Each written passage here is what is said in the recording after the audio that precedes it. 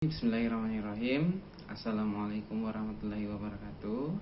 Kembali lagi kita di channel ICT UNM, dimana pada video kali ini merupakan kelanjutan dari video-video sebelumnya yang membahas tentang materi mata kuliah sistem operasi pada program studi teknik komputer Fakultas Teknik Universitas Negeri Makassar.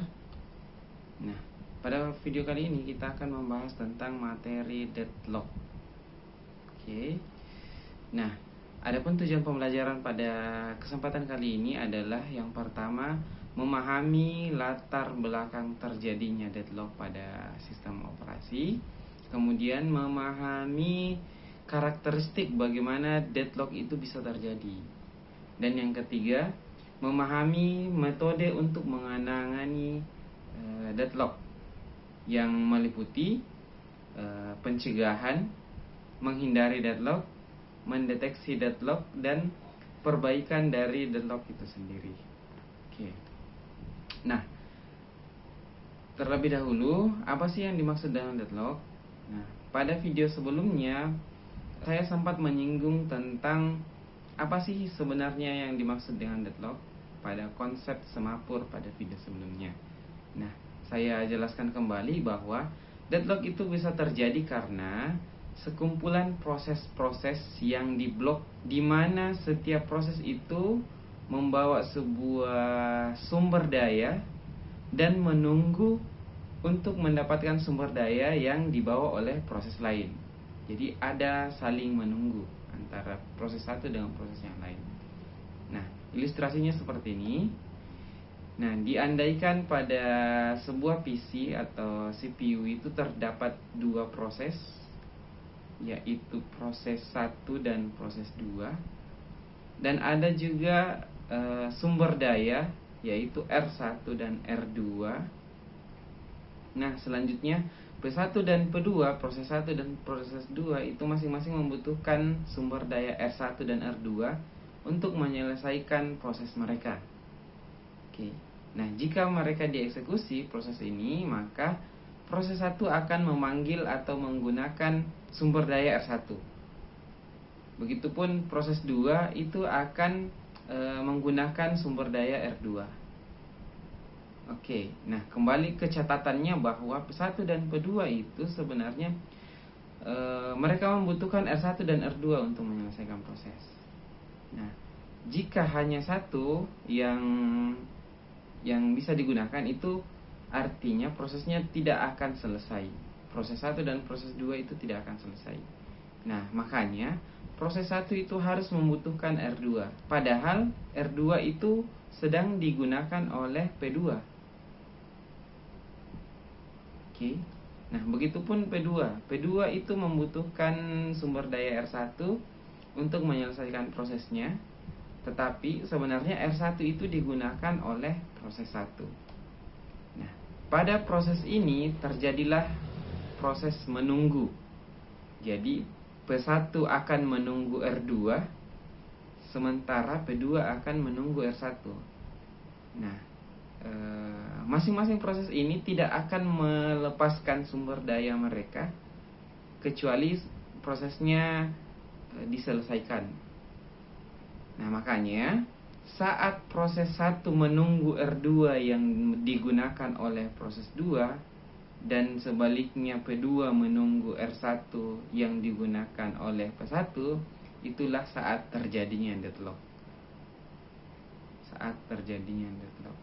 Jadi tidak ada kepastian bahwa sampai kapan dia menunggu. Gitu. Oke? Ngerti ya seharusnya. Jadi selanjutnya model sistem. Nah, pada sistem itu terdapat beberapa sumber daya resource yang digunakan untuk proses-proses dalam menyelesaikan tasnya atau tugasnya. Nah, sumber daya pada proses itu terdiri dari resource CPU, ruang memori, atau perangkat I/O, input output. Oke. Nah, biasanya ini diinisial dengan R1, R2, atau selanjutnya. Nah, setiap proses yang menggunakan sumber daya itu menjalankan urutan operasi sebagai berikut. Jadi jika proses akan menggunakan sumber daya R1 misalnya, maka proses itu akan melakukan request terlebih dahulu, meminta sumber dayanya. Oke, jadi jika sumber dayanya kosong atau tidak digunakan oleh proses lain, maka selanjutnya proses itu akan menggunakan sumber dayanya. Dan setelah menggunakan itu tibalah saatnya dilepas yang namanya rilis. Oke, jadi yang pertama merequest, kemudian menggunakan dan melepaskan. Oke, selanjutnya. Nah, karakteristik deadlock. Jadi karakteristik deadlock itu ada kondisi yang diperlukan. Jadi proses yang terjadi deadlock itu ada 4 kondisi yang harus dipenuhi. Ada 4 kondisi yang harus dipenuhi. Yang pertama adalah mutual exclusion. Yang kedua genggam dan tunggu, hold and wait. Kemudian yang ketiga itu non preemption. Dan yang keempat menunggu secara sirkular. Oke, saya jelaskan. Mutual exclusion itu maksudnya adalah hanya satu proses yang dapat menggunakan satu sumber daya. Jadi satu sumber daya itu hanya bisa digunakan oleh satu proses secara satu waktu gitu. Nah, hold and wait itu adalah proses yang menggunakan sumber daya itu akan menunggu, akan menahan sumber daya yang digunakan dan menunggu sumber daya yang dibutuhkan lainnya. Misalnya satu proses itu menggunakan dua sumber daya tadi kayak R1 dan R2 tadi, bahwa hold and wait itu adalah dia menahan, tidak melepaskan R1 karena masih dibutuhkan, kemudian dia menunggu R2 yang digunakan oleh proses 2 tadi. Nah, itu maksudnya hold and wait. Kemudian yang ketiga non preemption. Jadi non preemption ini adalah sebuah sumber daya yang dibebaskan secara sukarela jika prosesnya sudah menggunakan sumber daya tersebut. Prosesnya sudah menyelesaikan tasnya. Jadi non preemption ini maksudnya suatu proses melepaskan sumber daya karena proses tersebut selesai. Nah, jika tidak selesai maka tidak akan dilepaskan. Oke. Nah, yang selanjutnya yang keempat itu adalah menunggu secara sirkular atau circuit wait. Jadi di sini terjadi siklus saling menunggu antara proses. Jadi yang kayak tadi itu proses 1 menunggu R2, proses 2 menunggu R1. Nah, itu siklusnya. Itulah yang dimaksud siklus wait, circular wait. Nah, ketiga persyaratan yang pertama itu sebenarnya merupakan syarat perlu dari terjadinya deadlock. Oke. Keberadaan deadlock itu selalu berarti kondisi ketiga ini terpenuhi. Tetapi jika kondisi ketiga ini terpenuhi, belum tentu bisa deadlock. 3 atas tadi ABC. Oke, nah, deadlock itu benar-benar terjadi jika syarat yang keempat itu terjadi. Ada siklus wait. Jadi ada siklus wait. Nah, ketika syarat yang keempat itu terjadi, maka terjadilah deadlock. Oke. Jadi jika ada kondisi yang terjadi A, B, C, D tadi, mutual exclusion, hold and wait, dan non preemption, itu belum tentu terjadi deadlock. Karena bisa saja proses yang lain itu belum selesai. Nah, terjadi deadlock ketika kondisi yang keempat itu terpenuhi, yaitu circular wait. Oke. Nah, Selanjutnya ada yang dimaksud resource allocation graph. Jadi deadlock itu sebenarnya dapat digambarkan dalam bentuk graf berarah yang disebut dengan resource allocation graph. Jadi di mana graf ini terdiri dari titik V dan garis. Nah, himpunan titik V itu dibagi menjadi dua tipe, yaitu himpunan proses yang aktif,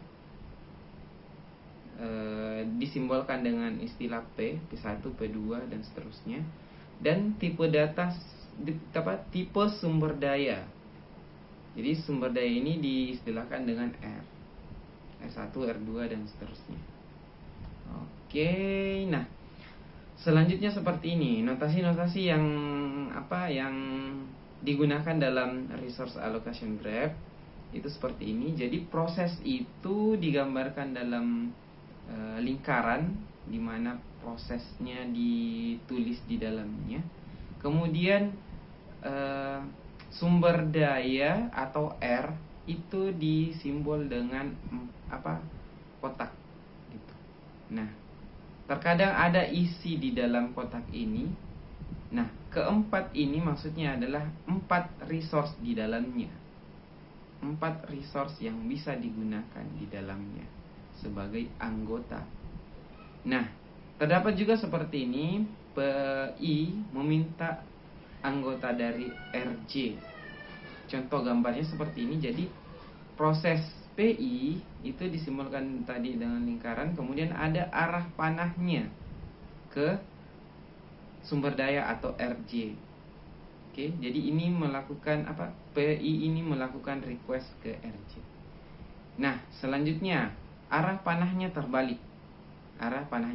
Jadi maksudnya adalah PI itu membawa satu anggota dari RJ. Nah, tanda panahnya itu biasanya di anggotanya di sumber daya, pada sumber daya. Oke, harus disinggungkan, harus dikenakan. Oke, ngerti ya. Jadi proses itu dalam resource allocation graph itu disimbolkan dengan lingkaran, kemudian sumber daya itu adalah segi 4. Oke, contohnya seperti ini. Yang pertama, terdapat resource allocation graph pada gambar yang pertama, di mana P1 itu ternyata melakukan request ke R1, padahal R1 itu digunakan oleh P2. Kemudian P2 itu merequest ke R3. Oke, dan R3 itu digunakan oleh P3. Nah, yang di bawah itu artinya P1 itu menggunakan anggota dari R2 dan P2 itu menggunakan anggota dari R2, anggota yang satu, karena di R2 itu ada 3 anggota. 2 anggota, R4 yang 3. Oke, nah kondisi seperti ini tidak terjadi deadlock. Kenapa? Karena misalnya P3 itu sudah selesai, maka R3 itu kosong dan ini bisa digunakan oleh P2. Nah, ternyata R1 itu digunakan oleh P2. Jadi urutannya setelah P3 ini selesai, maka P2 itu bisa dieksekusi karena dia dapat menggunakan R3. Nah, jika dieksekusi dan ternyata sudah selesai, maka gilirannya P1 yang dieksekusi karena R1 itu sudah tidak digunakan oleh P2, sudah dilepaskan oleh P2. Nah, ini contoh dari resource allocation graph, tapi tidak terjadi deadlock. Oke. Nah, selanjutnya resource allocation graph yang terjadi deadlock. Kenapa terjadi deadlock? Karena gini, ini sama saja yang gambar tadi, cuman ditambahkan R3 itu ke R2, dimana R2 itu sudah yang memiliki 2 anggota itu sudah digunakan oleh P1 dan P2. Sementara P3 itu menggunakan R3. Dan P2 itu dia membutuhkan R3 dalam mengeksekusi. Nah, terjadilah siklus di sini. Jadi R3 itu digunakan oleh P3, sementara dibutuhkan oleh P2. Nah, P3 tidak bisa menyelesaikan tugasnya karena dia membutuhkan R2, sementara R2 sudah penuh digunakan oleh P1 dan P2. Nah, siklus inilah yang terjadi, saling menunggu, circular wait. Nah, kondisi inilah yang menyebabkan terjadinya deadlock pada sistem operasi. Oke. Nah, selanjutnya yang gambar yang sebelah kanan itu resource allocation grab yang tidak terjadi deadlock. Oke, yang tidak terjadi deadlock. Kenapa? Karena seperti ini. P1 itu membutuhkan R1.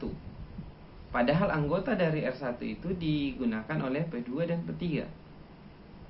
Selanjutnya P3 itu membutuhkan R2, anggota dari R2. Sementara R2 itu digunakan oleh P1 dan P4. Maka yang pertama bisa dieksekusi adalah P4 dan P2 bisa, boleh. Jadi kita anggap ya P2 duluan.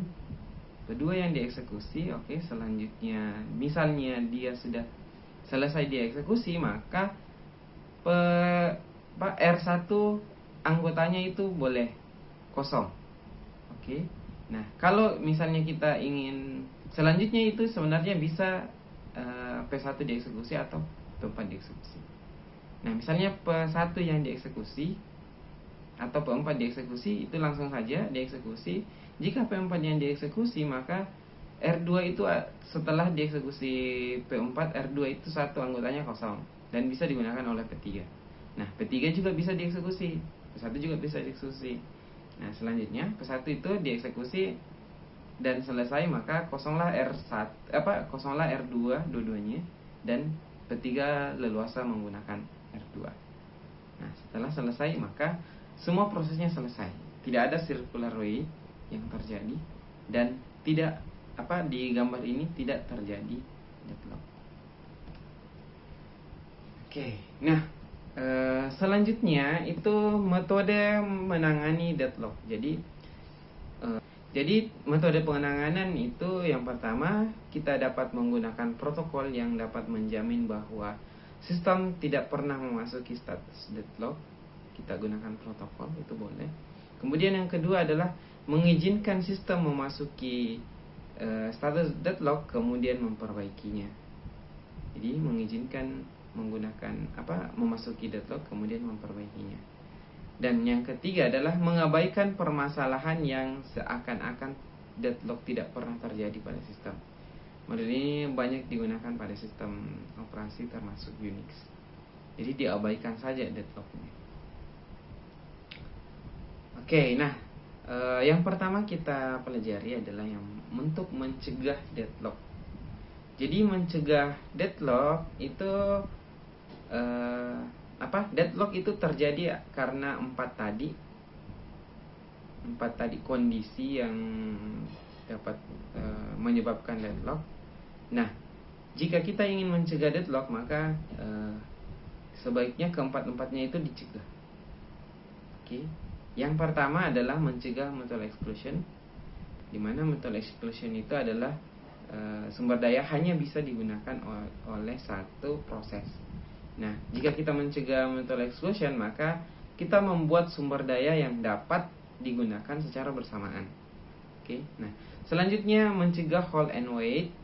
Jadi proses harus diminta dan dialokasikan semua sumber daya yang diperlukan sebelum proses memulai mengeksekusi, atau mengizinkan proses meminta sumber daya hanya jika proses tidak membawa sumber daya.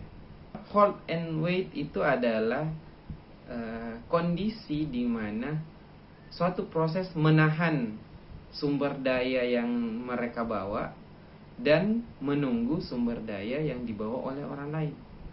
Nah, jika kita mencegah hold and wait ini, maka proses harusnya meminta atau ingin menggunakan sumber daya setelah sumber dayanya kosong, atau mengizinkan proses meminta sumber daya jika proses tidak membawa sumber dayanya kosong gitu. Oke, nah selanjutnya yang ketiga adalah mencegah non preemption. Jadi penyediaan non preemption mencegah proses-proses lain harus menunggu. Seluruh proses menjadi preemptif sehingga tidak ada proses menunggu. Oke. Nah, yang keempat adalah mencegah kondisi menunggu sirkular atau circular wait.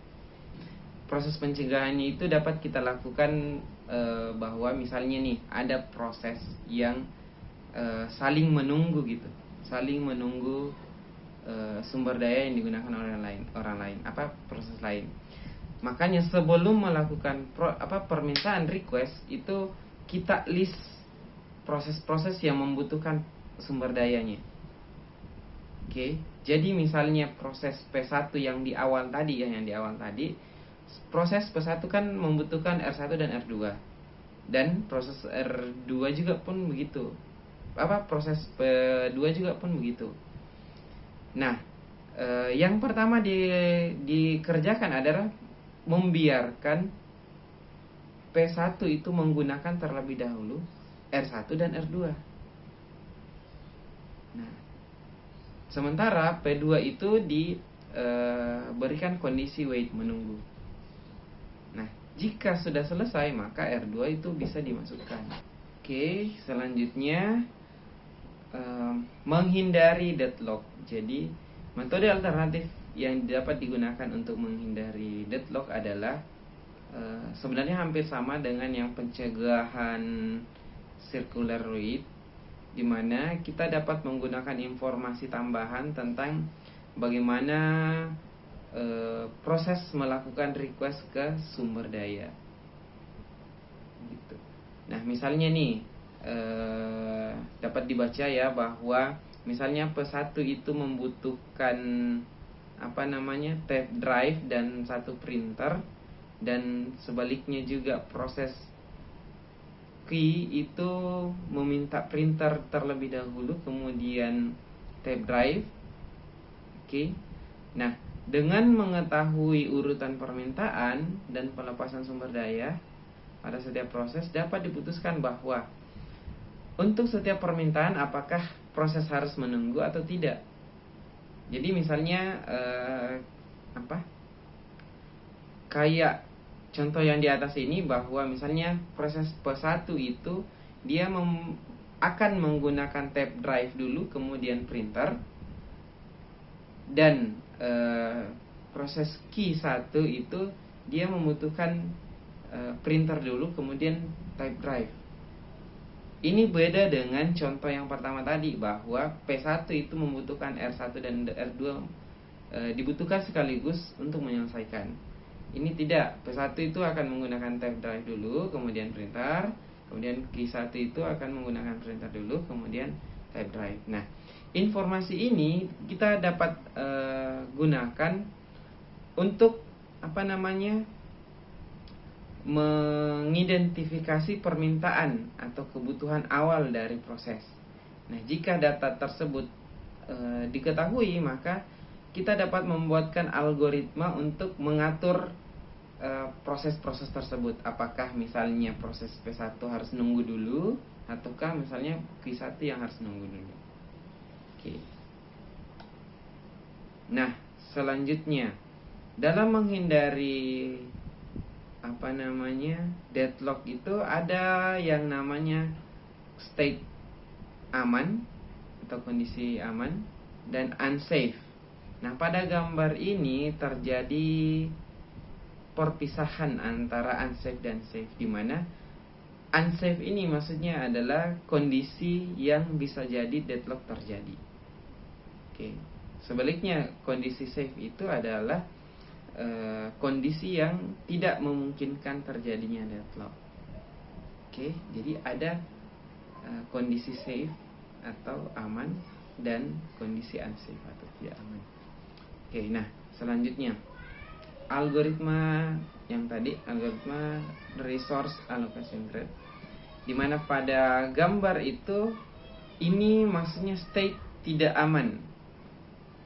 Oke, state tidak aman. Coba lihat gambarnya bahwa P1 itu menggunakan R1 tetapi membutuhkan R2.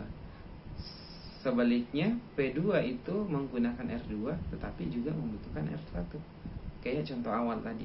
Nah, ini contoh resource allocation graph-nya. Oke. Nah, kondisi ini tidak aman, unsafe, karena bisa akan terjadi deadlock. Nah, selanjutnya menghindari deadlock dengan algoritma resource allocation graph, di mana kita ubah P2 yang menunggu. Jadi P2 kan harusnya menggunakan R2, tetapi kita buat dia menunggu gitu. Kita buat dia menunggu. Jadi harusnya kan R2 di awal dia akan melakukan request ke R1 dan melakukan request pula ke R2.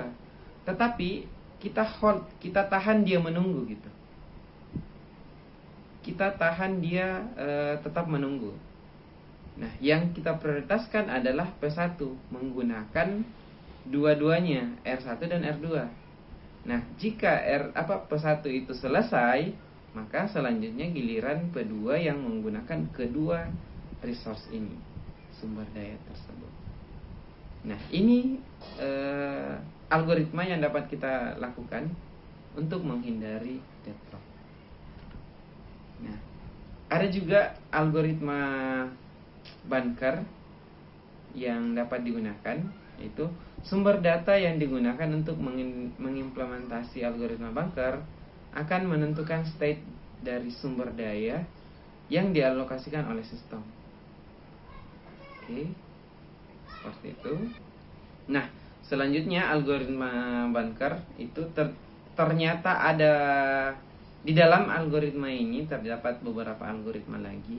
Yang pertama adalah algoritma safety, di mana algoritma ini yang menentukan bahwa kondisi sistem itu terdapat di safe atau unsafe, dalam kondisi safe atau unsafe. Jadi algoritma ini yang menentukan. Oke. Algoritma safety itu menentukan bahwa sistem sekarang itu terdapat berada dalam kondisi safe atau unsafe. Oke, selanjutnya algoritma resource request. Jadi jika hasil state alokasinya itu sumber daya adalah aman, maka sumber daya dialokasikan ke P1, ke prosesnya. Sebaliknya jika state-nya berada di kategori unsafe, maka P1 harus menunggu untuk menggunakan sumber daya. Oke.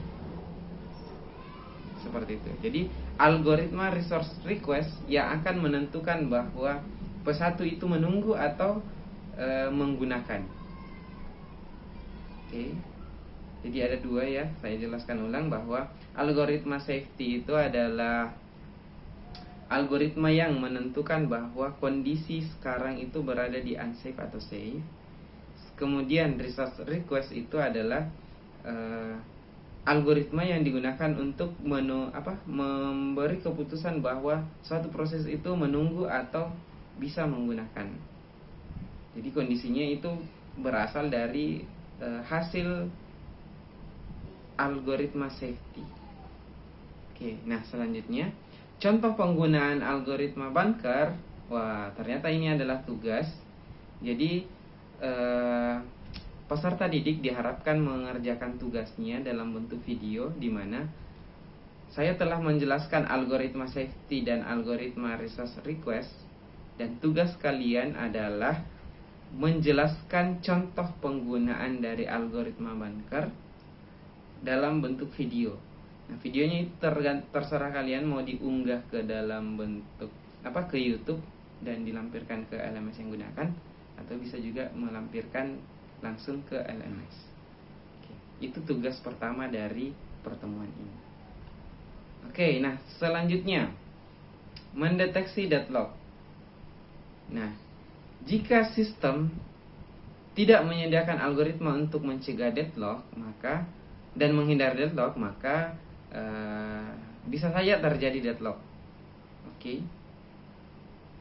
Pada lingkungan ini, sistem harus menyediakan algoritma yang menguji state sistem untuk menentukan apakah deadlock terjadi atau tidak, mendeteksi deadlock atau tidak. Nah, kemudian algoritma untuk memperbaiki deadlock. Jadi, jika sistem itu tidak dapat mencegah deadlock dan menghindari deadlock, maka dibutuhkan algoritma untuk dapat mendeteksi terjadinya deadlock dan memperbaiki dari deadlock tersebut. Nah, deteksi deadlock dapat dilakukan dengan cara seperti ini. Misalnya, satu anggota untuk setiap tipe sumber daya. Jadi, sumber daya kan tadi ada contoh anggotanya. Nah, misalnya ada kondisi bahwa sumber daya itu hanya memiliki satu anggota. Nah, jika semua sumber daya harus mempunyai satu anggota, hanya mempunyai satu anggota, kita dapat menentukan algoritma mendeteksi deadlock itu menggunakan resource allocation graph yang disebut dengan wait for graph. Oke, saya jelaskan ulang. Jadi kan tadi ada sumber daya yang memiliki satu atau memiliki lebih dari satu anggota. Yang tadi itu disimbolkan kotak dalam kotak gitu. Jadi anggotanya itu kotak yang ada di dalamnya persegi. Nah, jika sumber daya hanya memiliki satu anggota, maka dapat digunakan algoritma mendeteksi deadlock itu yang dimaksud dengan wait for graph. Nah, contohnya seperti ini. Jadi kan ini sebenarnya gambar A dan gambar B itu sebenarnya sama saja. Oke. Hanya saja di gambar B itu kita rampingkan. Ini bisa dilakukan dengan kondisi bahwa sumber daya itu hanya memiliki satu anggota. Oke, nah seperti ini kita desain seperti ini. Di mana P1 itu menggunakan R1. Ini ya. P1 itu menggunakan R2 sementara dan membutuhkan R1. Kemudian R1 itu digunakan oleh P2. Kemudian membutuhkan R3. Sementara P5 itu membutuhkan R3. Kemudian P2 itu juga membutuhkan R4 dan R5. R4 itu digunakan oleh P3 dan P3 juga membutuhkan R5, sementara R5 itu digunakan oleh P4 dan membutuhkan R2. Nah, ini terjadi siklus tadi. Siklusnya itu terjadi coba lihat di sebelah gambar B itu. Siklusnya terjadi di P1 butuh resource P2, kemudian P2 membutuhkan resource dari P3. Kemudian P3 itu membutuhkan resource P4, sementara P4 itu membutuhkan resource P1. Nah, tidak ada pertemuan penyelesaian di sini. Meskipun P5 itu bisa lolos dikerjakan karena dia tidak membutuhkan resource lain. Nah, tapi siklusnya terjadi di P1, P2, P3, P4. P1 atau P1, P2, P4, P1. Siklusnya ada di situ. Oke. Nah, untuk beberapa anggota dalam setiap tipe sumber daya itu sebenarnya bisa digunakan algoritma Banker yang dapat mengatasinya. Jadi, jika hanya satu anggota di setiap sumber daya, maka kita gunakan algoritma allocation graph, yaitu wait for graph. Oke. Kemudian jika lebih dari satu anggotanya dalam setiap sumber daya, dapat menggunakan algoritma Banker yang tadi saya jelaskan. Nah, tetapi dengan dengan struktur bahwa dalam setiap anggota itu ada kondisi available, allocation, dan request. Jadi available itu maksudnya siap untuk digunakan, tidak ada yang menggunakan anggota tersebut, sumber daya tersebut. Allocation itu maksudnya digunakan. Request itu maksudnya proses melakukan permintaan sumber daya, request sumber daya. Nah, penggunaan algoritma deteksi ini, jika algoritma deteksi digunakan, terdapat beberapa siklus pada grab. Hal ini tidak dapat mengetahui berapa proses yang deadlock dan yang menyebabkan deadlock. Berapa proses yang menyebabkan deadlock. Jadi penggunaan algoritma deteksi ini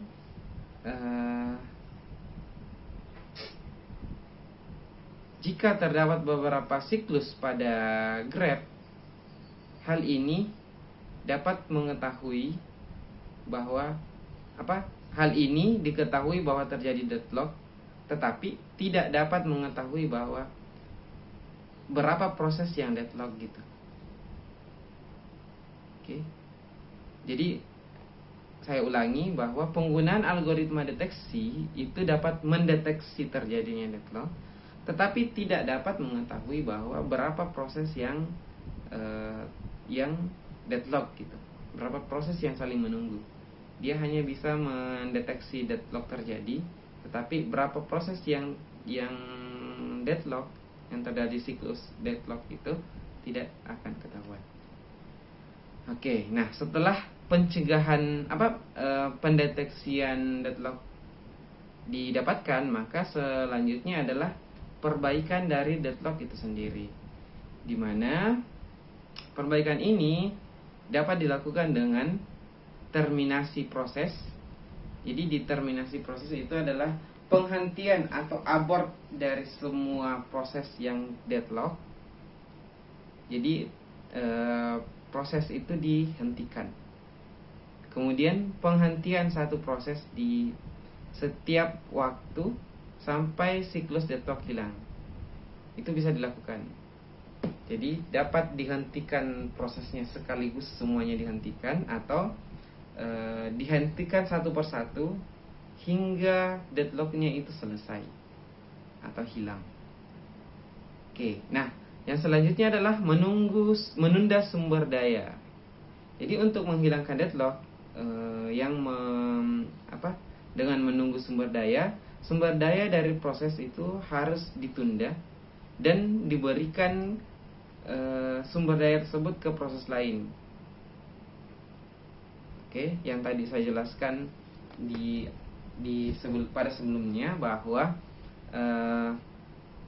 kita biarkan terlebih dahulu P1 menggunakan resource R1 dan R2.